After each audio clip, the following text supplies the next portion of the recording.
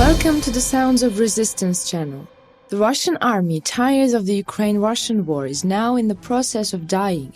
The Russian leader's army, unable to withstand the oppressive and suffocating attacks of the Ukrainian heroes, accelerated the retreat movement on the territory of Ukraine.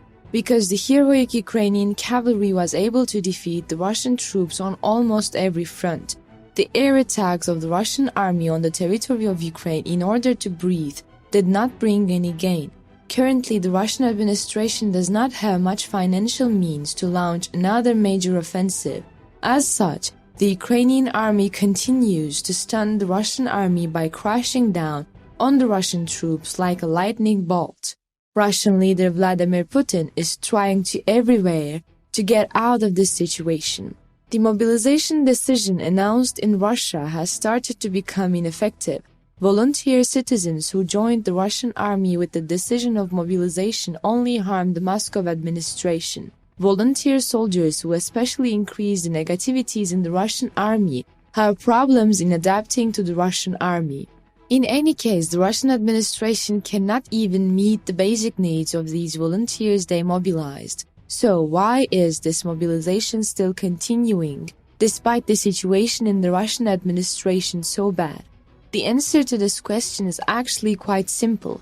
Russian leader Vladimir Putin aims to achieve what he could not achieve on the battlefield by increasing the population on the Russian army. Putin, who is preparing action plans in most of the Ukrainian lands, wants to realize his treacherous strategies on the territory of Ukraine by using these volunteer soldiers. In the past weeks, Russian leader Vladimir Putin approached Iran to realize some of his dirty political ideologies. Because the Russians now have a limited number of allies, Vladimir Putin's approach to Iran was by no means a surprise development. The Russian leader, who supplied thousands of unmanned aerial vehicles and weapons from Iran, could not find what he expected because the attacks carried out with these Iranian-made UAVs on the territory of Ukraine did not bring any significant gain to the Russians.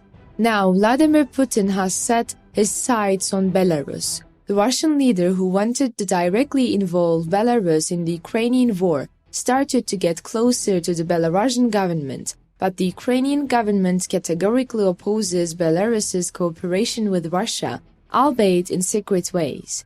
Now we will take you to the shocking statements of the Ukrainian government and the Ukrainian armed forces that resonated on the world agenda.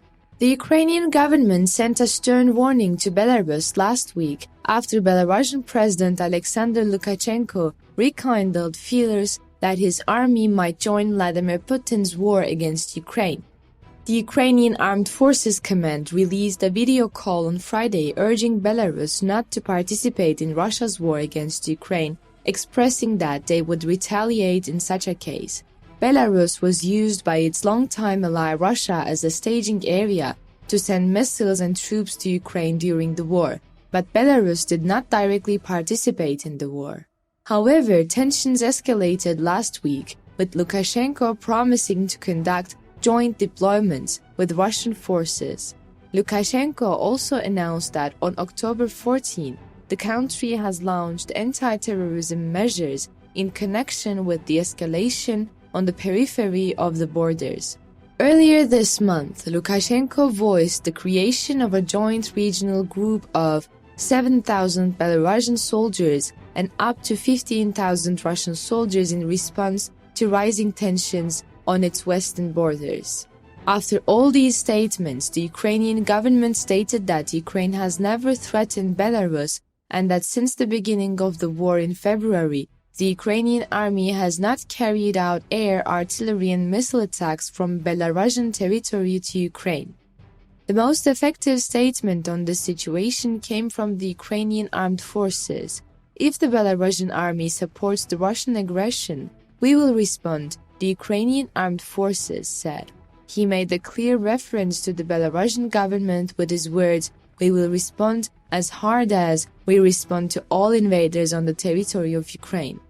In addition, the Ukrainian armed forces underlined the past Ukrainian-Belarus ties with the words, "Our peoples have been connected for centuries by friendship and good neighborly relations. We have fought together against common enemies many times in our history. We have always supported each other and lived in peace. However, despite all these warnings and explanations, it is claimed that Lukashenko is preparing to participate in the Russian armed attack against Ukraine and will draw the Belarusian people into a dirty war stained with blood and death. The Ukrainian government, on the other hand, urged Belarusian citizens to disobey Lukashenko's orders and not share responsibility for war crimes with Russia, so as not to go to war against Ukraine. Lukashenko, a close ally of Putin, justified counter-terrorism measures in Belarus, stating that Ukraine was planning an attack on the country, but Lukashenko did not show any evidence of this. In addition, Lukashenko expressed that counter-terrorism measures are carried out in accordance with the current protocol of the Union of Belarus and Russia. After these statements, although Lukashenko tried to walk a fine line to avoid direct involvement in the war, it is estimated that he could be drawn into the conflict under Putin's pressure. Currently, Russian troops are increasingly fighting on the battlefield, and Russian leader Vladimir Putin may force Lukashenko to officially join the war. But that's a very bad option for Lukashenko. But since the 2020 presidential election and the violent suppression of protesters in Belarus, Lukashenko's political survival seems largely dependent on Moscow's support. Therefore, Putin has the potential to play a very serious trump card on him. Lukashenko, who is at risk either way, will clash with Russian leader Vladimir Putin if Ukraine does not join the war with Russia.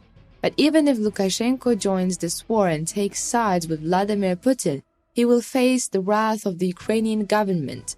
Therefore, the president of Belarus, Lukashenko, does not want to be harmed in this risk environment by acting quite hesitantly at the moment.